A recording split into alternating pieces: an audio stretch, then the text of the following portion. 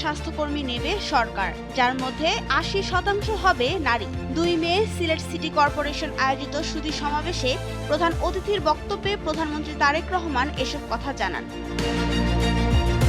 প্রধানমন্ত্রী বলেন, স্বাস্থ্যকর্মী নেবে সরকার, তাদের দায়িত্ব হবে গ্রামে গ্রামে মানুষের ঘরে যাওয়া। তারা গ্রামে গিয়ে মানুষকে বোঝাবে, নানা বিষয়ে সচেতন করে তুলবে। এতে করে অসুস্থ রোগীর সংখ্যা কমে আসবে। তার মতে, শহরের মানুষ কিছুটা স্বাস্থ্যসেবা পেলেও গ্রামাঞ্চল এই দিক থেকে অনেক পিছিয়ে, তাই এমন উদ্যোগ নেওয়া হচ্ছে। তবে সরকারের উপর দেশবাসী যেন আস্থা রাখে, সেই অনুরোধও করেছেন তিনি। এই বিষয়ে তিনি বলেন, নির্বাচনী প্রতিশ্রুতিতে অনেক উদ্যোগের কথা বলা হয়েছিল।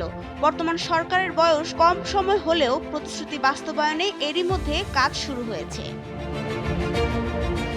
বাসিয়া খাল পুনঃখনন ও সিলেট জেলা স্টেডিয়ামে যুব ও ক্রীড়া মন্ত্রণালয়ের উদ্যোগে শিশু ও কিশোরদের ক্রীড়া প্রতিভা অন্বেষণে নতুন করে স্পোর্টস কর্মসূচির উদ্বোধন করার জন্য সিলেটে উপস্থিত হয়েছেন প্রধানমন্ত্রী।